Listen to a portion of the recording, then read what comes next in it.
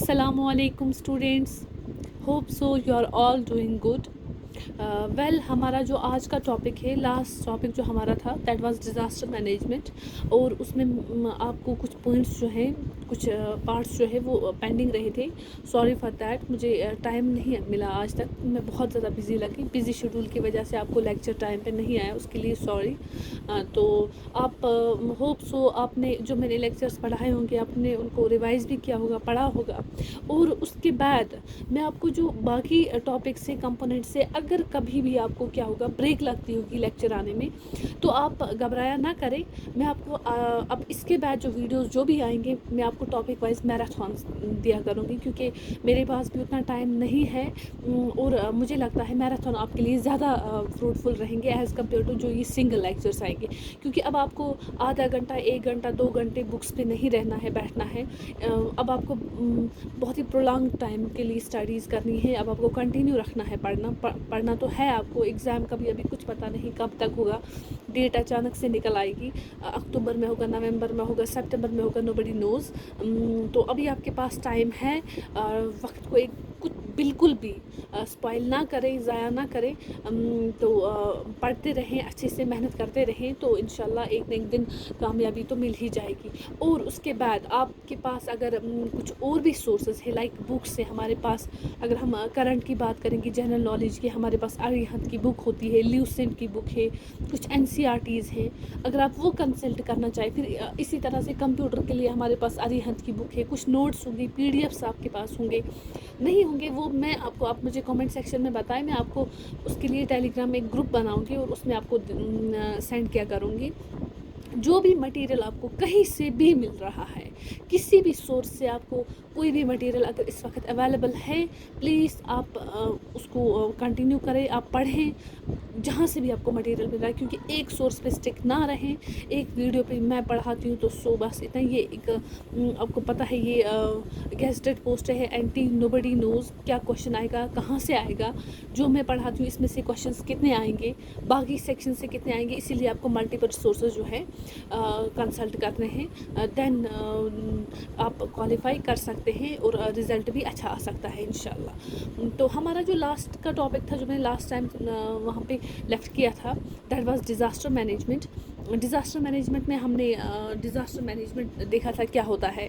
उसके बाद हमने UNISDR की डेफिनेशन देखी थी. उन्होंने UNISDR ने डिज़ास्टर मैनेजमेंट को कैसे डिफ़ाइन किया है. फिर डिज़ास्टर्स के टाइप्स देखे थे. ह्यूमन डिज़ास्टर्स होते हैं, मेन में डिज़ास्टर्स होते हैं. देन हमने डिज़ास्टर का बैकग्राउंड पढ़ा था, कहाँ से शुरू हुआ, डिज़ास्टर कब आया. 2004 इंडियन ओशन सुनामी के बाद डिज़ास्टर मैनेजमेंट एक्ट बना, किस तरह से फिर वो पॉलिसीज़ इंटरनेशनल लेवल पे हमने कौन से कॉन्फ्रेंसेस की, जिसमें हमने योकोहामा पढ़ा था, हयोगो पढ़ा था. हमने सिंडाई फ्रेमवर्क, बहुत ही वेरी वेरी इंपॉर्टेंट जो है 2015 से लेकर 2030 तक जो हमारी स्ट्रैटेजी है वो पढ़ा. उसके बाद हमने कॉन्फ्रेंस ऑफ पार्टीज़ COP21 पढ़ा. उसमें हमने क्या किया, हमारी क्या गोल्स थे, हमारे क्या टारगेट्स थे, वो मैंने पढ़े. उसके बाद जो आपको आज पढ़ना है वो मैं आपको अभी पढ़ाने जा रही हूँ. इंटरनेशनल लेवल पे जो भी हमारी एक्ट्स, पॉलिसीज़, कॉन्फ्रेंसेस हुई, जैसे मैंने योकोहामा स्ट्रैटेजी कॉन्फ्रेंस हमारे पास United Nations disaster risk reduction पे किया. हमने हयोगो फ्रेमवर्क, सिंडाई फ्रेमवर्क, वो सारी इंटरनेशनल ऑर्गेनाइजेशंस, कॉन्फ्रेंसेस, जो पॉलिसीज़ हमने बनाई है that are very very important.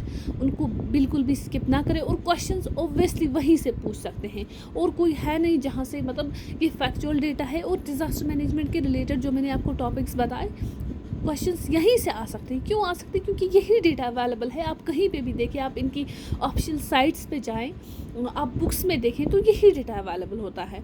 तो इसीलिए आप उन पॉइंट्स को बाय हार्ट याद करें, और उन्हीं में से क्वेश्चन जो है आने के बहुत ज़्यादा चांसेस हैं. इसके बाद हमारी जो नेक्स्ट पॉलिसी है that is national policy on disaster management 2009. फिर नेशनल लेवल पे हमने एक पॉलिसी बनाई डिज़ास्टर मैनेजमेंट, डिज़ास्टर को मैनेज करने के लिए एक पॉलिसी बनाई 2009 में. prepared in pursuance of Disaster Management Act 2005. According to the disaster management act 2005 में जो बनाया है उसी के अकॉर्डिंग हमने यहाँ पे क्या किया, नेशनल पॉलिसी बनाई.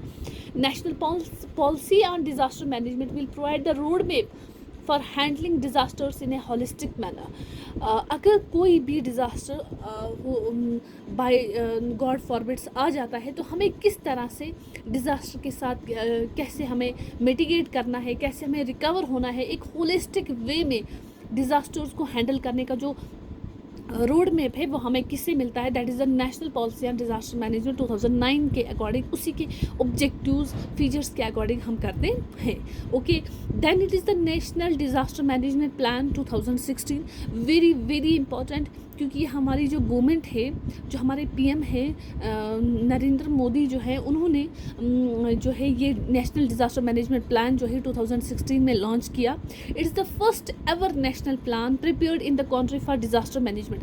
पहला प्लान, इट्स वेरी इंपॉर्टेंट, पहला जो नेशनल लेवल पे प्लान जो बनाया, जो प्रिपेयर किया डिज़ास्टर मैनेजमेंट के लिए, डिज़ास्टर्स को मैनेज करने के लिए जो नेशनल लेवल पे प्लान बनाया, किसने बनाया? पीएम नरेंद्र मोदी ने जो लॉन्च किया। कब किया? 2 जून 2016, वेरी इंपॉर्टेंट डेट, 2 जून 2016 जो है नेशनल लेवल पे जो प्लान बनाया, that is national disaster management plan 2016, very important. With National Disaster Management Plan, India has aligned its national plan with Sendai Framework for Disaster Risk Reduction 2015 to 2030, to which India is a signatory.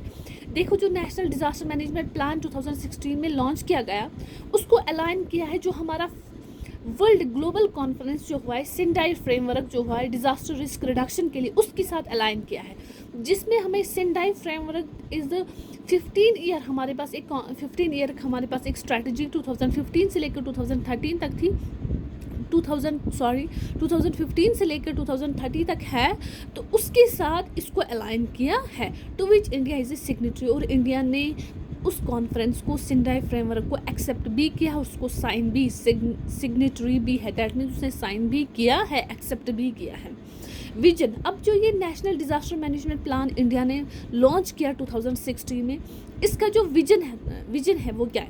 Make India disaster resilient, India को disaster resilient बनना है, achieve substantial disaster risk reduction, हमें बहुत ही काफ़ी हद तक हमें क्या करना है, हमें ऐसे प्लान्स देखने जिससे हमारे जो डिज़ास्टर रिस्क होते हैं वो कम हो जाएंगे, रिड्यूस हो जाएंगे, decrease losses of life, livelihoods and assets, जो भी हमारे पास एसेट्स हैं, हमारे जो कोई भी डिज़ास्टर आता है तो लॉसेस लाइफ की होती है, लिवलीहुड, लोगों का रोज़गार ख़त्म हो जाता है, जवानों का, तो उस सब को मिटिगेट करने के लिए, रिड्यूस करने के लिए हमने ये प्लान जो है लॉन्च किया। इसका विजन ये है, promote build back better in recovery, rehabilitation and reconstruction, very important, build back better, ये 3 पॉइंट्स, ये 3 जो हमने यहाँ पे किए, ये कहाँ पे हमने किए, किस प्लान में हमने इस्टेब्लिश किए, that is the national disaster management plan. हमें रिकवर होना है, हमें रिहेबिलिटेट, अगर डिज़ास्टर से कुछ इम्पैक्ट होता है तो डिज़ास्टर कोई गॉड फॉरबिड्स आ जाता है तो उससे रिकवर हमें कैसे होना है, हमें उन लोगों को किस जगह पे रिहेबिलिटेट करना है, कहाँ उनको शिफ्ट करना है, रिकन्स्ट्रक्शन, उनका जो लॉस हुआ है वो उसको कैसे हमें रिकन्स्ट्रक्ट करना है। BBB होता है बिल्ड बैक बेटर अप्रोच, हमारा अप्रोच जो रहेगा that is the build back better approach. Okay, hope so आपको समझ में आ रही होगी अच्छे से। National institute of disaster management was established, very important, 1 line MCQ है, आ सकता है, 1 डे एग्जाम में ये इंपॉर्टेंट पॉइंट है, आ सकता है। National institute of disaster management जो है ये कब इस्टेब्लिश किया, दैट इज़ इन द 14 अगस्त 2004, उसका हेडक्वार्टर न्यू दिल्ली में है, डेट वेरी इंपॉर्टेंट इसका है। 8% India's total cyclone prone area, India जो है वो 8%, जितने भी साइक्लोन्स वर्ल्ड में आते हैं, इंडिया जो है वो 8% जो है साइक्लोन प्रोन है। साइक्लोन से इसको क्या होता है, साइक्लोन थ्रेट, साइक्लोन जो है वहाँ पे आने की चांसेस है, 8% जो है साइक्लोन प्रोन इंडिया है। Location of international tsunami information centre, very important, 1 line exam में आ सकता है, 1 लाइन क्वेश्चन है।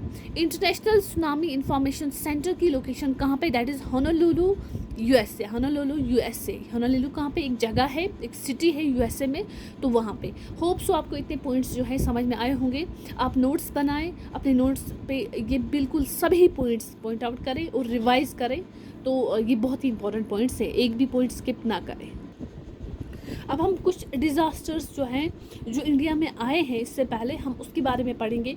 और मोस्ट इम्पॉर्टेंट, जो भी डिज़ास्टर्स आते हैं जैसे साइक्लोन्स आते हैं बे ऑफ बंगाल में, अरेबियन सी में, जो भी साइक्लोन्स आते हैं विद टाइम आपको वो चीज़ें जो है अपने नोट्स में ऐड करनी है। ये जो करंट न्यूज़ होती है, क्योंकि करंट में से क्वेश्चंस आते हैं, वो आपको विद टाइम अपने साथ, और वो क्वेश्चंस आप उसके बारे में टेंशन ना लें, वो मैं आपको MCQ सेशन में जो भी साइक्लोन जो हैं आने जो आते हैं बे ऑफ बंगाल में, अरेबियन सी में जो होते हैं, वो मैं आपको ऐड ऑन करूँगी। और ख़ुद भी अगर आपको कहीं पे कोई पॉइंट मिलता है तो सो प्लीज़ आप अपने नोट्स में उसको भी ऐड करें। साइक्लोन फानी 2019 में आया उड़ीसा में, उड़ीसा बे ऑफ बंगाल की साइड में, आपको पता है eastern side, 0 casualty. Indian meteorological department accurate early warnings, देखो कैजुअल्टी कोई भी नहीं हुई और इंडियन मेट्रोलॉजिकल डिपार्टमेंट्स ने अर्ली वार्निंग्स रखी थी जिसकी वजह से कैजुअल्टी नहीं हुई। और साइक्लोन तो आया बट लोगों का लॉस नहीं हुआ, वहाँ पे लाइव्स का लॉस नहीं होगा। फिर साइक्लोन फैलिन उड़ीसा में हुआ 2013 में, सिवियर साइक्लोन 45 कैजुअल्टीज़ हुई।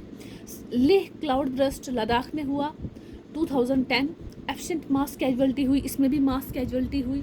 आपको देखो क्वेश्चन आप कैसे आ सकता है, साइक्लोन फैलिन जो है ये किस स्टेट में हुआ, it's in the Jharkhand, it's in the Maharashtra, it's in the Orissa, तो आपको उस स्टेट को मार्क करना है। फिर लेह क्लाउड ब्रस्ट हुआ। एनुअल फ्लड्स बिहार में एनुअली आते रहते हैं, कोसी रिवर जो है बिहार का, उसे कहते हैं हम सारोआ बिहार, उसकी वजह से भी फ्लड्स बहुत आते हैं, अर्ली मिटिगेशन। लेकिन जो ये फ्लड आया है बिहार में 2011 में, उन्होंने उससे पहले फ्लड से पहले मिटिगेट किया है, इसको रिडक्शन की बहुत सारे अप्रोच यूज़ किए हैं। International day for disaster risk reduction, international level पे हमारा कौन सा दिन है इंटरनेशनल लेवल पे डिज़ास्टर रिस्क रिडक्शन के लिए, that is in the 13 October 2025, very important. 13 अक्टूबर को ये सेलिब्रेट किया जाता है। 2024 का, अभी 13 अक्टूबर 2025 तो आया नहीं, अब 24 का जो थीम है that is empowering next generation for resilient future. हमें जो नेक्स्ट जनरेशन, जो कमिंग जनरेशन है, उसको इतना एम्पावर करना है कि अगर कभी को बाहर डिज़ास्टर आ भी जाता है तो वो कैसे रेजिलिएंट बने, उनका फ्यूचर कैसे रेजिलिएंट बने, उसके लिए हमें उसका ये थीम हमने रखा है। 20th NDRF raising day 2025, NDRF means national disaster response force. 20 जो हुआ ये कब, NDRF रेजिंग डे कब सेलिब्रेट किया जाता है, दैट इज़ इन द 19 जनवरी 2025 में हुआ है, जनवरी में यह हुआ है। थीम इसका जो है इस बार का रहा resilient India building disaster resilient communities. Obviously हमें इंडिया को रेजिलिएंट जो है बनना है ऐसे डिज़ास्टर्स के सामने। 7 major natural disasters in the history of India, India की हिस्ट्री में 7 ऐसे नेशनल डिज़ास्टर्स हुए जिनकी वजह से बहुत ही ज़्यादा सफरिंग्स हुई है, लोगों को बहुत ही लॉस हुआ है, प्रॉपर्टी का, लाइव्स का, लेवलीहुड का, वो आप पढ़ोगे। कश्मीर फ्लड्स एवरीबडी नो, उतनी एज तो सब, क्योंकि तब तो सभी बच्चे जो आज एग्ज़ाम के लिए पढ़ रहे हैं वो मैच्योर होंगे, उनको तो पता ही होगा। 2014 में जो कश्मीर के फ्लड्स आए, सितंबर 2014, डेट पूछ सकते हैं कश्मीर के फ्लड्स कब आए, सितंबर 2014। 550 प्लस डेथ्स हुई, लेकिन वो फ्लड किसकी वजह से आया, जहलम की ब्लॉकेज की वजह से आया।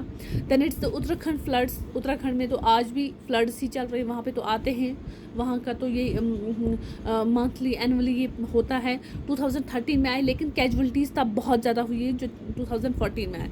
5700 प्लस डेथ्स हुई है। बिहार में फ्लड, मैंने अभी ही आपको बोला कि बिहार में तो आते हैं फ्लड कोसी रिवर की वजह से भी, जो 2007 में बिहार में आया 1287 deaths.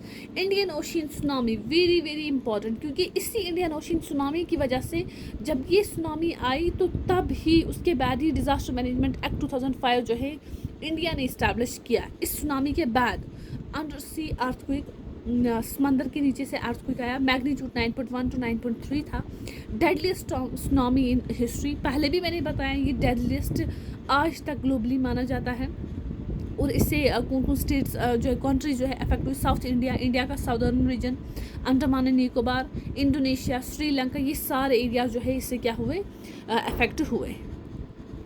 Then it is the Gujarat earthquake 2001 में आया, 20,000 डेथ्स हुई। उड़ीसा सुपर साइक्लोन कहाँ पे आया, उड़ीसा में आया, बिकॉज ऑफ साइक्लोन इतनी डेथ्स हुई हैं। ग्रेट बंगाल फमाइन आया, that means drought like conditions जब होती है वो भी एक डिज़ास्टर ही होता है। तो अप्रॉक्सीमेटली 10 मिलियन डेथ्स हुई हैं, 10 मिलियन मीन्स 10 करोड़ डेथ्स हुई हैं। ओके, इसके बाद आपको ये जो मैंने आपको साइक्लोन्स वगैरह पढ़ा, इनका आपको एक रफ़ आइडिया लेना है। मे भी हो सकता है साइक्लोन फैलन ये किस स्टेट में आया है इंडिया में, या गुजरात अर्थक्वेक कब आया, मतलब आपको रफली इसका आइडिया रखना है कि हाँ वो क्वेश्चन आ भी सकता है, पूछ भी सकते हैं। इसके बाद हमारे पास इम्पॉर्टेंट है, अगर हमें ऐसे डिज़ास्टर्स को मेजर करने हैं तो हमारे पास क्या इंस्ट्रूमेंट्स हैं। सिस्मोग्राफ, ये आप सबों को पता है, हमारी जो 6th की 5th की NCERT है, इन दो आज तो 2nd 3rd से ही बताते हैं, जिससे हम अर्थक्वेक की वेव्स को मेजर करते हैं। अर्थक्वेक जब आता है तो उससे बहुत सारी हाई एनर्जेटिक वेव्स जो है रिलीज़ हो जाती हैं। उन वेव्स को मेजर करना जो है हम किससे करते हैं, सिस्मोग्राफ से। रिचर स्केल होता है, अगर हमें अर्थक्वेक के मैग्नीट्यूड को करना पड़ता है कि मैग्नीट्यूड क्या मैग्नीट्यूड, हम जो ही अर्थक्वेक आते तो हम वी चेक कि क्या मैग्नीट्यूड था इसका, 2.5, 5.4, 4.5, हम ज़्यादा मैग्नीट्यूड होता है तो ज़्यादा डिज़ास्टर होता है, हार्मफुल होता है। Mercalli scale measures earthquake intensity, कितनी इंटेंसिटी थी, कितना डैमेज हुआ है, लेवल क्या था डैमेज का, वो हम मर्कली स्केल से करते हैं। बैरोमीटर से हम एटमॉस्फेरिक प्रेशर, एटमॉस्फेयर का जो प्रेशर होता है उससे उसको हम मेजर करते हैं। एनोमीटर्स को से हम मेजर करते हैं विंड स्पीड। टिल्ट मीटर से हम डिटेक्ट करते हैं change in slope of volcanoes, जो वॉल्केनोज आते हैं उनका स्लोप जो है वो हम टिल्ट मीटर से चेक करते हैं। यहाँ पे मैंने हाईलाइट किया है, this is very important point. ये क्वेश्चन तो है आम आते, कॉमन है, जनरल पूछते जाते हैं, ये एग्ज़ाम थोड़ा वैरिड है बाकी एग्जाम से। तो ये क्वेश्चन टिल्ट मीटर से हम क्या, और ये टर्म भी इसके वॉल्केनोज के साथ नहीं, देखो आप मैचअप नहीं होती, ये डिफरेंट वॉल्केनोज है। टिल्ट मीटर का मतलब होता है जब हम वॉल्केनोज का स्लोप देखते हैं। स्ट्रेन मीटर से हम ग्राउंड डिफॉर्मेशन, ग्राउंड में कोई डिफॉर्मिटीज़ होती है उसको चेक करते हैं, उसको मेजर करते हैं। Thermometer obviously temperature. हाइग्रोमीटर से हम ह्यूमिडिटी देखते हैं, एटमॉस्फेयर में कितनी ह्यूमिडिटी है उसको मेजर करते हैं। रेडियो सैंडी से हम अपर एटमॉस्फेरिक वेदर डेटा हम कैलकुलेट करते हैं, मेजर करते हैं। डॉपलर रडार से हम अगर स्टॉर्म्स आते हैं, जो भी तूफान स्टॉर्म्स आते हैं, विंड पैटर्न्स, रेनफॉल कितनी है, उसको हम मेजर करते हैं डॉपलर रडार से। Then it is very important, मैंने यहाँ पे इंपॉर्टेंट लिखा है, FFMI, flash flood magnitude index. Flash flood magnitude index से हम फ्लैश फ्लड वेरिएबिलिटी, कौन सा फ्लड की वेरिएबिलिटी क्या है, कहाँ पे आता है, वेरिएशन कहाँ पे होते हैं, क्या वेरिएबल्स, किन वेरिएबल्स की वजह से फ्लड आता है। फ्लड के रिलेटेड कोई भी इंफॉर्मेशन अगर हमें मेजर करनी है फ्लड के रिलेटेड तो हम FFMI, वेरी इंपॉर्टेंट, FFMI का फुल फॉर्म आ सकता है MRDS, mobile radiation detection system, जिससे हम जो भी रेडिएशन हैजर्डस रेडिएशंस आती हैं तो हम उसको डिटेक्ट करते हैं, उसको मेजर करते हैं। ओके, होप सो आपको इतना समझ में आया होगा।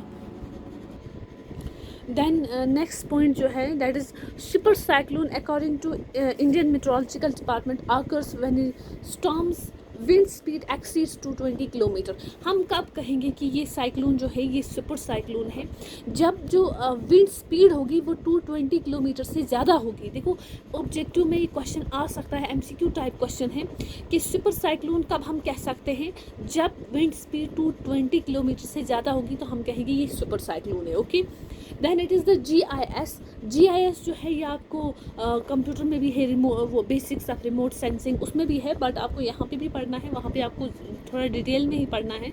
यहाँ पे एक छोटी सी टर्म है इसमें, GIS रिलेटेड टू फ्लड। अगर हमें फ्लड्स के बारे में पढ़ना है तो हमें GIS का मतलब होता है मीन्स जियोग्राफिक इंफॉर्मेशन सिस्टम होता है, जिसमें हम जो भी हमारे पास वेदर के रिलेटेड डेटा निकालना होगा, फ्लड डैमेज वगैरह जो कुछ भी हमें, अगर हमें इंफ्रास्ट्रक्चर डैमेज के बारे में अगर कुछ हम इस GIS जियोग्राफिक इंफॉर्मेशन सिस्टम से हम वो डिटेल से निकाल सकते हैं। होप सो आपको इतनी बात जो है अच्छे से समझ में आई होगी। नेक्स्ट चीज़ कि हमारे पास approximately 5700 kilometre of India's coastline vulnerable to disasters. देखो मैंने आपको पहले ही बोला कि 8% इंडिया जो है that is prone to disasters. अब अगर हम कोस्टर्स की बात करेंगे, क्योंकि ज़्यादातर डिज़ास्टर जो है वो कोस्ट लाइन पे ही आते हैं, कोस्ट पे जो होते हैं ये बॉर्डर करते हैं सीज़, जैसे अरेबियन सी है, बे ऑफ बंगाल है, उनकी वजह से डिज़ास्टर्स आते हैं। तो 5700 किलोमीटर जो है कोस्ट लाइन जो है इंडिया की वो वल्नरेबल है डिज़ास्टर को, डिज़ास्टर वहाँ पे बहुत ज़्यादा मैक्सिमम चांसेस होते हैं। अब बहुत ही इंपॉर्टेंट पॉइंट एक है यहाँ पे अर्ली वार्निंग एजेंसीज। देखो अब कोई डिज़ास्टर आता है लाइक फ्लड्स भी डिज़ास्टर है, storm, tsunami, cyclone, anti cyclones, ये सारे डिज़ास्टर्स हैं। अब हर डिज़ास्टर को हमें वार्न करने के लिए, मतलब पहले ही वार्न करना, कोई अलार्म देना, वार्निंग एजेंसी जो होती है हर एक की अलग अलग है। जैसे अगर हमें डिज़ास्टर जो है साइक्लोन, अगर साइक्लोन का कोई चांस होगा आने का, साइक्लोन डिज़ास्टर होगा, तो उसकी एजेंसी जो है, जो वार्निंग सिस्टम पहले ही अलर्ट करती है, that is Indian meteorological department, that is IMD। Very important, इनकी एजेंसीज को बिल्कुल भी ना भूलें, क्वेश्चन आ सकता है। साइक्लोन की एजेंसी जो है, साइक्लोन डिज़ास्टर टाइप को जो अर्ली वार्न करती है, that is IMD, Indian meteorological department. Earthquake की भी है IMD, इंडियन मेट्रोलॉजिकल डिपार्टमेंट। फिर है tsunami, very important, INCOIS, Indian National Centre for Ocean Information Services जो है, ये पहले अलर्ट करती है अगर कोई सुनामी आएगी। फ्लड्स जो है, फ्लड्स के रिलेटेड सेंट्रल वाटर कमीशन जो है वो वार्न करता है, पहले अलार्म जो है वो, वही वार्निंग सिस्टम्स जो है यही अलर्ट करते हैं। ये एजेंसीज है, वेरी इंपॉर्टेंट, आपको ये बाय हार्ट से रिमेंबर करें। वन डे एग्जाम है, वन लाइनर ये क्वेश्चन है, तो ये आ सकता है, वन लाइनर फैक्ट है, आ सकता है। फिर उसके बाद क्लाउड बरस्ट, देखो हम सुनते हैं क्लाउड बरस्ट वहाँ पे हुआ, उत्तराखंड में हुआ, जम्मू एंड कश्मीर में भी लैंडस्लाइड्स वगैरह आती हैं। लास्ट टाइम विंटर में ही कुछ यहाँ पे पीर पंजाल ब्रिज में जो है वहाँ से आया था, बानीहाल साइड से, वहाँ पे क्लाउड बरस्ट आया था, तो बहुत ज़्यादा लॉस हुआ था। अब क्लाउड बरस्ट क्या होता है? जब रेनफॉल ग्रेटर देन और इक्वल टू 100 mm होगी, जब 100 mm से ज़्यादा रेनफॉल हो जाएगी 1 घंटे में, वेरी इंपॉर्टेंट, इस लाइन को आप नोट डाउन करें। रेनफॉल जब बारिशें 100 mm से 100 मिलीमीटर से ज़्यादा होंगी 1 घंटे में, एक छोटे से लोकलाइज्ड एरिया में, हम कहेंगे तब क्लाउड बरस्ट होता है। देखो 100 mm कोई ज़्यादा बारिश नहीं है, लेकिन 1 घंटे में इतनी बारिश होना और एक छोटे से एरिया में अगर ऐसे होगा तो उसे हम क्लाउड बरस्ट कहते हैं। इसी तरह से हीट वेव्स, जैसे हम आजकल कहते हैं हीट वेव्स है, you should know heat waves क्या होती है, किस टेम्परेचर में, हमारे पास प्लेन्स में क्या टेम्परेचर होगा तो हम कहेंगे हीट वेव्स। जैसे हमने बोला दिल्ली को डिक्लेयर किया है, वहाँ पे हीट वेव्स है। इसी तरह से आपको ये पता होना चाहिए कॉन्सेप्चुअल क्वेश्चन से, फैक्ट से, unusually high temperature more than the maximum normal temperature, जो नॉर्मल टेम्परेचर है उससे ज़्यादा जब होगा तो हम कहते हैं हीट वेव है। ग्रेटर देन या इक्वल टू 40 डिग्री सेल्सियस होगा, अगर हमारे पास ग्रेटर देन या 40 डिग्री सेल्सियस हम मानेंगे, उसके बाद अगर इस 40 डिग्री सेल्सियस से ज़्यादा हो जाएगा, 4.5 डिग्री से लेकर 6.4 डिग्री तक, अगर इसको और टेम्परेचर इतना राइज हो जाएगा, कहाँ से 4 to 6 डिग्री हो जाएगा, इसको राइज हो जाएगा, हम कहेंगे हीट वेव है। अगर यहाँ पे जो है 6.5 डिग्री से ज़्यादा हो जाएगा, देखो अगर 4 to 6 जो है इंक्रीज़ हो जाएगा टेम्परेचर नॉर्मल टेम्परेचर से, तो हम कहेंगे हीट वेव है। अगर 6.5 डिग्री से ज़्यादा हो जाएगा तो हम कहेंगे सीवियर हीट वेव। इसको भी डिफ्रेंशिएट किया है, जैसे हम पोल्यूशंस को करते हैं, पहले मॉडरेट होता है, सेटिस्फैक्ट्री होता है, फिर सीवियर होता है, नॉर्मल होता है। इसी तरह से इसी हीट वेव्स को भी डिफाइन किया है। अगर हमें 4 to 6 जो है हीट वेव इतना टेम्परेचर इंक्रीज होगा तो ये हीट वेव हो, अगर 6.5 से ज़्यादा होगा तो हम सीवियर हीट वेव कहते हैं। उसके बाद जो है हमारे पास अगर हिल्स की बात करें, जैसे हिली रीजन है, माउंटेनियस रीजन है, उसमें अगर ग्रेटर देन या equal to 30 degree Celsius temperature होगा, 2 कंजिक्यूटिव कंटिन्यूसली 2 दिन तक ये टेम्परेचर ग्रेटर देन और equal to 30 degree Celsius temperature होगा तो हम कहेंगे वहाँ पे हीट वेव है। अब हिली एरियाज़ में इतना टेम्परेचर होना बहुत ही ज़्यादा है, क्योंकि हिली एरियाज़ में ऑलरेडी ह्यूमिडिटी होती है, विंड्स चलती हैं, तो वहाँ पे इतना टेम्परेचर नहीं होना चाहिए। अगर अब इतना टेम्परेचर होगा तो हम वहाँ पे भी डिक्लेयर कर सकते हैं यहाँ पे हीट वेव्स हैं। देखो राजस्थान, दिल्ली, हरियाणा, यूपी, मध्य प्रदेश, उड़ीसा, तेलंगाना, आंध्र प्रदेश और बिहार, ये ज़्यादा अफेक्टेड रीजन्स हैं हीट वेव्स की वजह से, जहाँ पे ज़्यादा होती है। 2022 एंड 23 सा रिकॉर्ड ब्रेकिंग हीट वेव सबसे ज़्यादा देखा गया है आज तक, जो है रिकॉर्ड ब्रेकिंग हीट वेव सबसे ज़्यादा किस साल देखेंगे? 2022 एंड 2023 में। आज आप सबों को पता होगा, तो फील तो सभी करते हैं कितनी गर्मी है, हीट वेव तो हमें लगता है यहाँ पे भी है, कश्मीर में भी, यहाँ भी, ये तो हिली एरिया है, तो फिर दिल्ली की तो बात ही नहीं है, राजस्थान जैसे एरिया की तो वहाँ की तो बात ही नहीं है। उसके बाद हमारे पास अर्थक्वेक जोन्स ऑफ इंडिया।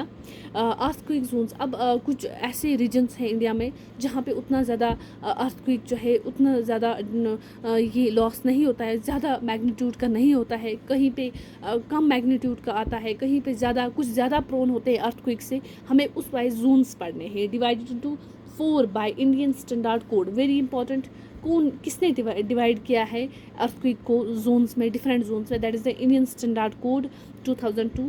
लेकिन जोन 1, पहले जोन 1 से स्टार्ट होता, पहले जोन 1 से जोन 5 तक होता था, अब जोन 1 जो है 2002 में इसको रिमूव किया गया है, अब जोन 2 से स्टार्ट होता है। देखो जोन 2 है जोन फैक्टर, जिसमें 0.10 ये जो है जोन फैक्टर ये होगा, और रिस्क लेवल यहाँ पे ज़्यादा, जोन 2 में ज़्यादा रिस्क नहीं होता है। जैसे मध्य प्रदेश सेंट्रल इंडिया है, जो सेंटर इंडिया का सेंटर का रीजन जो है मध्य प्रदेश, छत्तीसगढ़, तेलंगाना, उड़ीसा वगैरह जो है यहाँ पे अर्थक्वेक ज़्यादा नहीं आते हैं। और फैक्टर वेरी इंपॉर्टेंट, अगर जोन 2 में कौन से रीजन्स आते हैं, साथ साथ में ये पूछ सकते हैं कि जोन 2 जो है उसमें क्या जोन फैक्टर क्या है, ठीक है। फिर जोन 3 में 0.16 जोन फैक्टर है, और मॉडरेट रिस्क, ज़्यादा रिस्क नहीं होता है बट जोन 2 से ज़्यादा होता है, लेकिन जोन 4 से ज़्यादा नहीं होता है, ठीक है। तो मॉडरेट रिस्क होता है, जिसमें केरला, तमिलनाडु, कर्नाटका, महाराष्ट्र, सेंट्रल इंडिया है। उसके बाद जोन 4 है 0.24 इसका जोन फैक्टर होता है। हाई रिस्क, इसमें रिस्क थोड़ा ज़्यादा होता है, जैसे दिल्ली, पंजाब, कुछ पार्ट है जम्मू एंड कश्मीर का, बिहार का, यूपी, गुजरात वगैरह जो है ये है। फिर हमारे पास बहुत ही इंपॉर्टेंट पॉइंट वो है जोन 4 और जोन 5। जोन 5 जो है उसका जोन फैक्टर 0.36 होता है।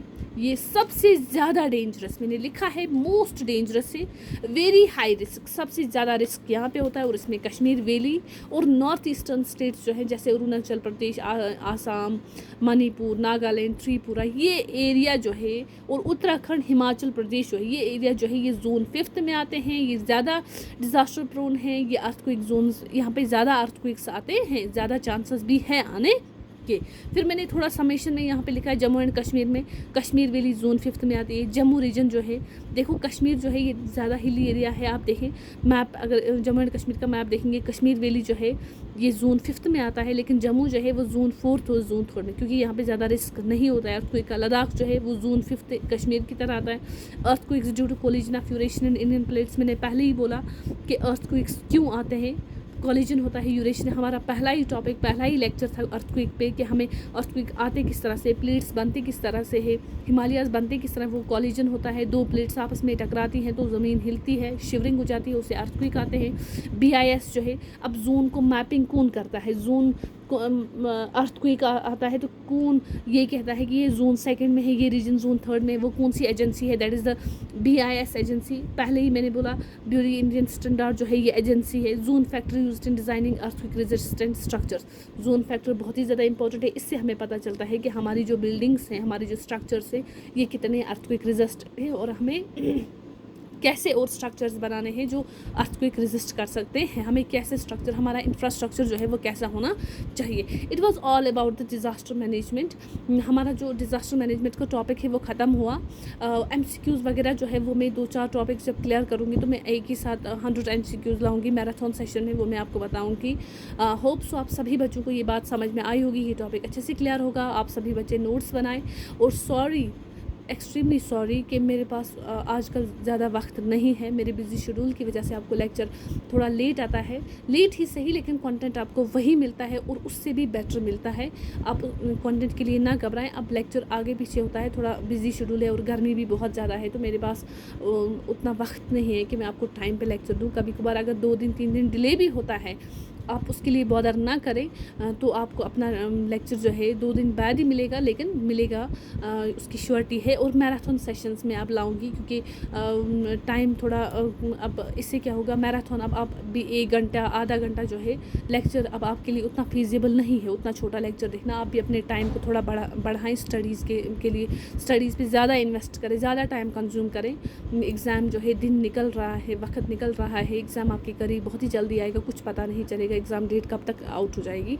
तो प्लीज़ हार्ड वर्क करें, जहाँ से जो भी मटेरियल मिल रहा है पढ़ें, बुक्स पढ़ें, कहीं से भी कंटेंट मिलता है स्किप ना करें, जो पॉइंट जहाँ पे मिलता है। और मोस्ट इम्पॉर्टेंट, हाँ, रही बात करंट अफेयर की, जो मुझे आपको डेली बेसिस पे बताना है, क्योंकि करंट अफेयर एक ऐसा कंपोनेंट है, इसमें हम ये नहीं कह सकते हमें क्या पढ़ना है, ये कुछ भी कहीं से भी आ सकता है। वर्ल्ड कॉन्फ्लिक्ट्स होते हैं ग्लोबल लेवल पे, हमें वो कॉन्फ्लिक्ट भी आ सकता है। एक बार एक पेपर आया था, उसमें कमांडर इन चीफ किसी कंट्री का पूछा था, शायद रशिया यूक्रेन की कॉन्फ्लिक्ट चल रहे थे, तो यहाँ वो इसराइल का वो हमास इसराइल का वो कॉन्फ्लिक्ट चल रहा था, उसमें पूछा था। तो आपको नहीं पता है कहाँ से, इसीलिए आपको करंट से कंटिन्यूसली क्या रहना है, अवेयर रहना है। उसके लिए मैं आपको शॉर्ट वीडियोज़ जो है वो मैं बना सकती हूँ, उतना टाइम मैं आपके लिए निकाल सकती हूँ। 5 मिनट्स 7 मिनट्स का मैं शॉर्ट वीडियो बनाया करूँगी और उसमें आपको मैं करंट जो है वो दिया करूँगी डेली बेसिस पे, ज़्यादा नहीं, 10-15 क्वेश्चन हर दिन में। अगर एक दिन डिले भी होगा बट वो मैं कोशिश करूँगी कि आपको डेली जो है करंट अफेयर्स का वो लेक्चर टॉपिक मिले। वो ज़्यादा बड़ा नहीं होगा, 10-15 क्वेश्चन उसमें भी, लेकिन वेरी वेरी मोस्ट इंपॉर्टेंट, जिसमें 90% चांसेस होंगे कि उनके आने की मैं वही टॉपिक्स जो है वही करंट अफेयर्स में आपको पढ़ाऊँगी। Rest, stay blessed, take care, अल्लाह हाफिज़। और मेरी इस चैनल को सपोर्ट करते रहें। किसी को कोई कन्फ्यूजन हो तो वो मुझे कमेंट सेक्शन में बताएं और सपोर्ट भी करें मुझे। मेरा जो ये कंटेंट है, ये जो वीडियो है अच्छा लगा हो तो प्लीज़ मुझे कमेंट सेक्शन में बताएं और लाइक भी करें। So stay blessed, take care, अल्लाह हाफिज़।